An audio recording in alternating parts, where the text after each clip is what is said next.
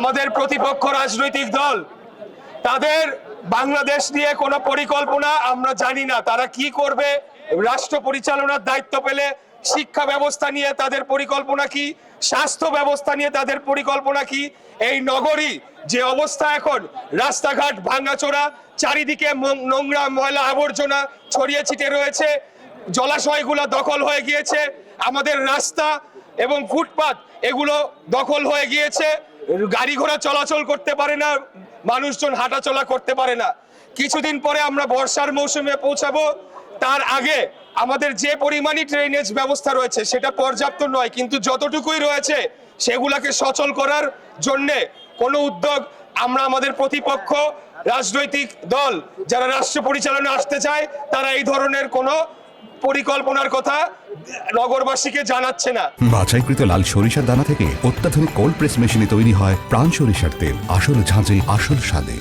এর পাশাপাশি দূষণ নিয়ে তারা কি করবে, আগামী দিনে আমাদের এই নগরীকে বাসযোগ্য করে তোলার জন্য তাদের কি পরিকল্পনা রয়েছে আমরা জানি না। তাদের একটাই কথা, একটাই ভাঙা রেকর্ড, চাঁদাবাজ চাঁদাবাজ চাঁদাবাজ চাঁদাবাজ চাঁদাবাজ।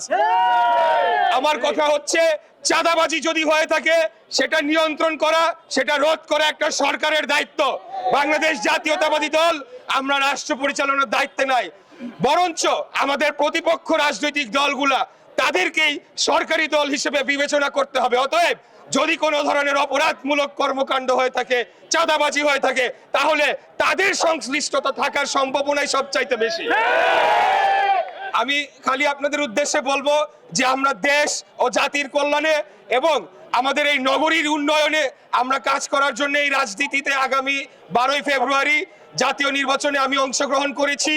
আমি আমাদের এই এলাকার ভোটাররা যারা রয়েছেন, বিশেষ করে আমি আমাদের নারী সমাজের উদ্দেশ্যে বলতে চাই, আগামী 12ই ফেব্রুয়ারি আপনারা যে কোনো মূল্যে, আপনাদের যদি একটু কষ্ট হয়, একটু যদি হেঁটে গিয়ে লাইনে দাঁড়িয়ে ভোটটা দিতে হয়, তারপরেও আপনারা কেউ ভোটটা মিস করবেন না। সবাই 12 তারিখে আপনারা ভোট কেন্দ্রে যে ভোটটা দিবেন এবং আমাদেরকে একটা ভোট দিবেন, ধানের শীষে ভোট দিয়ে আপনাদেরকে জয়যুক্ত করবেন।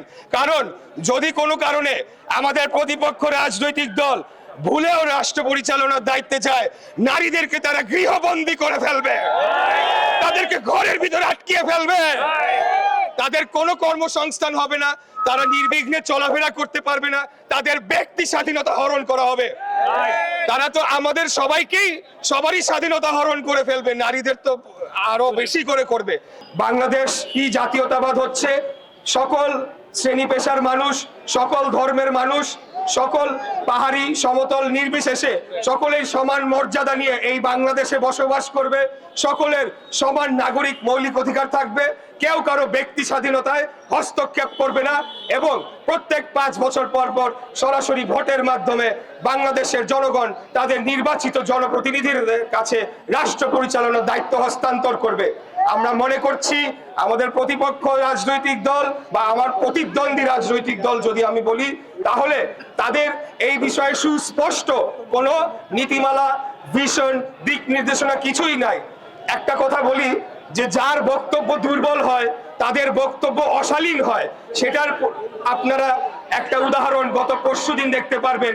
আমাদের এই ধূপখোলা মাঠে একটা জনসমাবেশ হয়েছিল, সেখানে যারাই উপস্থিত ছিলেন তারা অকথ্য ভাষায়, অশালীন ভাষায় তাদের প্রতিপক্ষ প্রার্থী এবং দলের বিরুদ্ধে মিথ্যাচার করে গিয়েছে। তো আমরা সেগুলোকে কোনো ভ্রুক্ষেপ করছি না, সেগুলোকে কোনো পাত্তাই দিচ্ছি না। আমরা মনে করি যে 12ই তারিখ, আগামী 12ই ফেব্রুয়ারি নির্বাচনে যখন 12.5 কোটি ভোটাররা সংযুক্ত হবেন, তখন এই যে সারা দেশ থেকে নিয়ে এসে এক জায়গায় জড়ো করে বড় সমাবেশ দেখানো, সবকিছু বিলীন হয়ে যাবে, সবকিছু ভেসে যাবে। আমরা যদি একটা থানার প্রোগ্রাম করি, তাতেও এর থেকে অনেক বেশি লোক আমরা দেখাইতে পারি। এটা কোনো বিষয় নয়, লোক দেখানো বিষয় নয়। বাংলাদেশের সব মানুষ রাজনীতি করে না রে ভাই, সবাই দল করে না। সাধারণ মানুষ ভোট দিবে আগামী 12ই ফেব্রুয়ারি।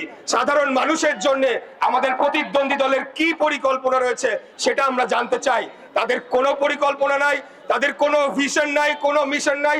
দেশকে তারা কোথায় দেখতে চায় সেটা নিয়ে তাদের কোনো ধরনের দীর্ঘমেয়াদী পরিকল্পনা উপস্থাপন করে নাই।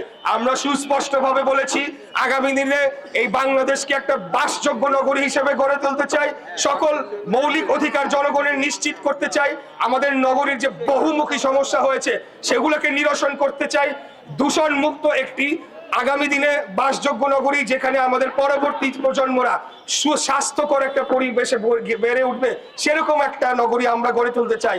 এর পাশাপাশি আগামী 25 থেকে 50 বছরে বাংলাদেশ যাতে এই দক্ষিণ পূর্ব এশিয়ার অন্যতম শক্তিশালী রাষ্ট্র হিসেবে গড়ে তুলতে পারি, সেটার ভিত্তি আমরা রচনা করতে চাই।